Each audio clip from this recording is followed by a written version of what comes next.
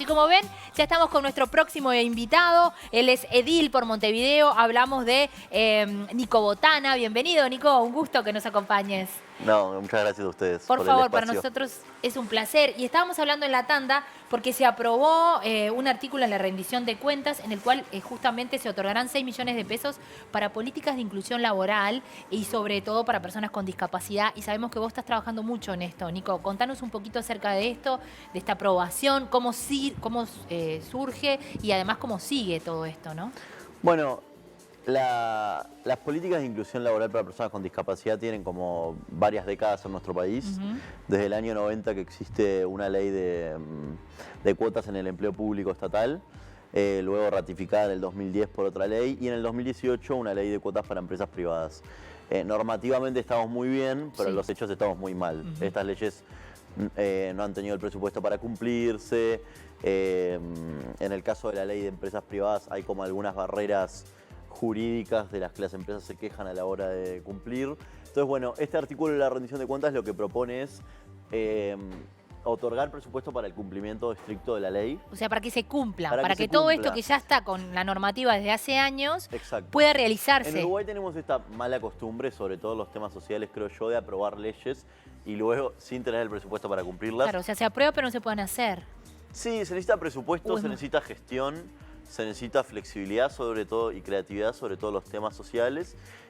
Pero bueno, sobre todo presupuesto, porque la creatividad y la gestión tienen un límite que es el presupuesto, no se puede hacer magia tampoco. Por supuesto.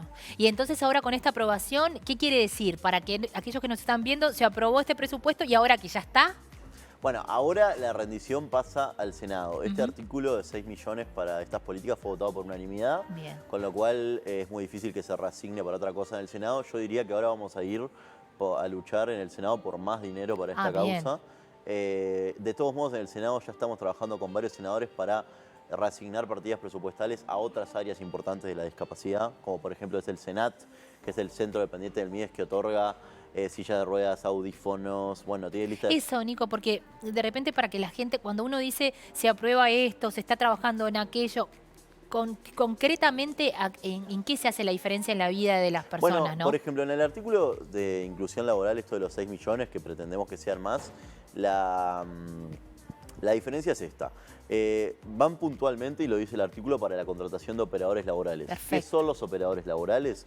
Son las personas que hacen la adaptación del entorno de la empresa a la persona con discapacidad. En general son psicólogos, trabajadores sociales. Hay un curso de operador laboral en el INEFOP, que es bastante nuevo, pero está muy bien. Si tú, por ejemplo, tenés una discapacidad visual, sos ciega, ¿no? Yo tengo que adaptar la computadora o el medio con el que vas a trabajar. Tengo que hablar con tus compañeros, tengo que hacer una experiencia de inclusión que en general lleva bien hecha unos 3 meses, más un seguimiento posterior. El operador cumple ese rol y hoy el MIDES tiene muy pocos. Con esto se pretende contratar cerca de 7 operadores con la plata que ya que están diputados, pero capaz que más si en el Senado se reasigna más.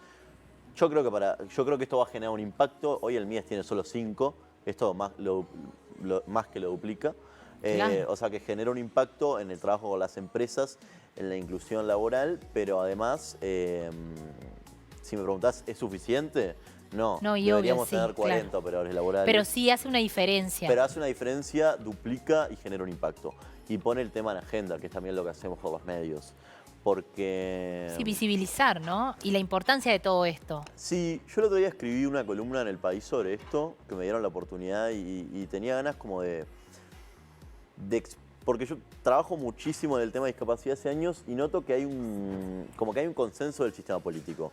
No es algo en lo que tenemos diferencias sobre qué es lo que hay que hacer, ¿no? No hay grandes diferencias. Claro, todo. El problema es la voluntad política, que hay años y años en los que ha faltado un trabajo sistemático de gestión, de asignación de presupuesto y la verdad que tenemos problemas enormes de segregación en la inclusión laboral, en el acceso al empleo, en la educación, en la salud. Entonces hay que ponerse a trabajar en políticas serias, consistentes, todos los años. Y repito, no hay una gran diferencia en qué es lo que hay que hacer. No, porque todos están de acuerdo en que hay que aprovechar ahí, ayudar, colaborar. El tema es cómo.